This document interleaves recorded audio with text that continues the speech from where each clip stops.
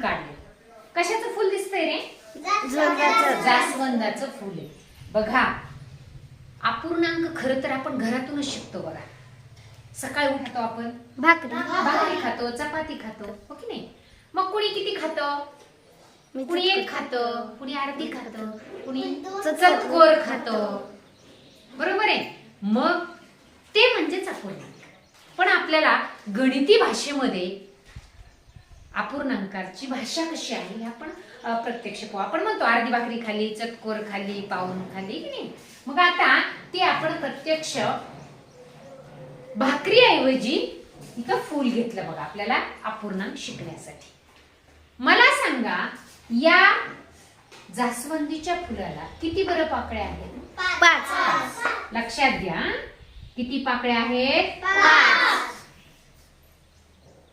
5 पाकळ्या आहेत. आता बघा बरं, मी त्यामधल्या काही पाकळ्या रंगवल्या आणि आता मला तुम्ही सांगणार आहात की मी या फुलाच्या किती पाकळ्या रंगवलेल्या आहेत? 2. त्या मी लिहिल्या वर.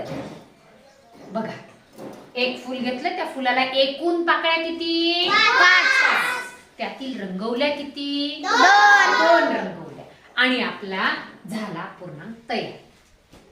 पण हा अपूर्णांक कोणता तयार झाला? तर रंगवलेल्या भागाचा.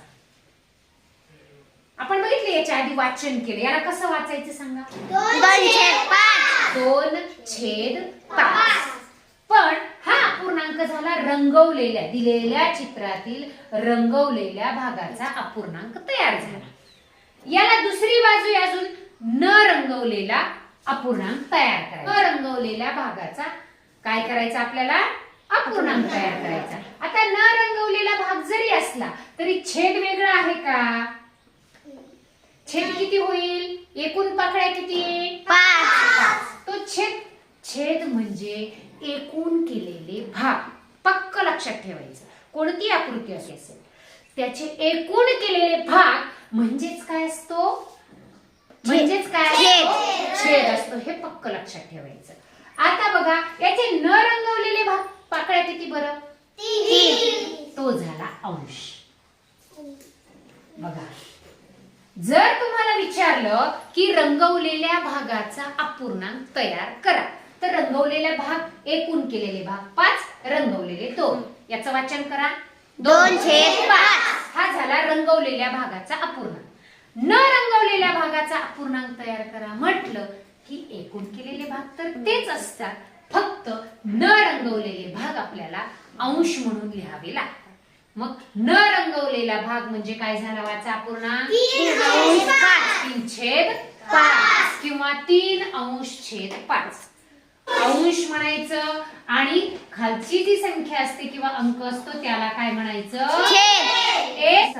किती भाग केले? 4. म्हणजे छेद किती येणार बरं? 4. आता मला जास्त भूक नव्हती, मी चतकोरच भाकरी खाल्ली. किती भाकरी खाल्ली? चतकोर. म्हणजे मी किती खाल्ली बरं? 4 भागापैकी किती खाल्ली? एकच खाल्ली. मग मी एकच लिहिणार. म्हणजे आपण घरी काय खाल्ली? किती भाकरी खाल्ली म्हणतो? या भाकरी खाल्ली. मग त्यालाच आपण अपूर्णांकाच्या भाषेमध्ये याला म्हणायचं पाव. मग पाव म्हणजे काय सांगा? 1/4. पक्क लक्षात राहायचं. एकूण केलेल्या समान भागापैकी घेतलेला भाग जो एक आहे त्याला म्हणायचं पाव. आता मला थोडी जास्त भूक लागली होती आणि मी या केलेल्या 4 भागापैकी मी 2 भाग खाल्ले. सांगा, आता तयार झालेला अपूर्णांक सांगा बरं? अर्धा. बरोबर आहे. पण आता मी कसा लिहू त्याला सांगा? केलेले एकूण भाग सांगा. 4 आणि खाल्लेले 2. वाचा बरं याचं वाचन. 2/4. म्हणजे मी अर्धी भाकरी खाल्ली. पुन्हा आणखी जास्त मला भूक लागली बरं, मी परत आणखी तिसरा चतकोर घेतला. सांगा, मी किती भाकरी खाल्ली? आता पाऊण खाल्ली. मग मला अपूर्णांकाच्या भाषेमध्ये याला म्हणायचं अर्धा. आता याला सांगा अपूर्णांकाच्या भाषेत कसं लिहू मी?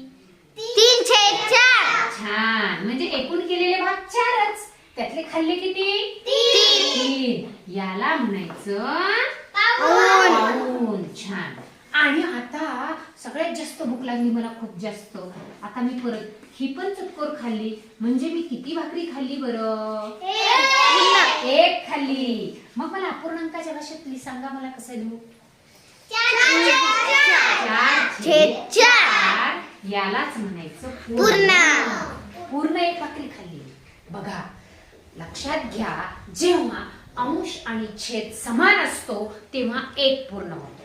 पूर्ण कधी होतो? अंश आणि छेद समान असल्यावर. बघा, आणि छेद म्हणजे काय मग? दिलेले एकूण भाग. हा, त्या आकृतीचे केलेले एकूण समान भाग म्हणजे असतो काय? छेद. बघा, न रंगवलेला भाग विचारला तर छेद तर समानच आहे, पण न रंगवलेले 3 लिहिले आणि रंगवलेला विचारलं तर हे लिहिले. त्या या पद्धतीने आपल्याला अपूर्णांकाचा भाग समजून घेतला तर कोणतंच आपलं गणित चुकणार नाही.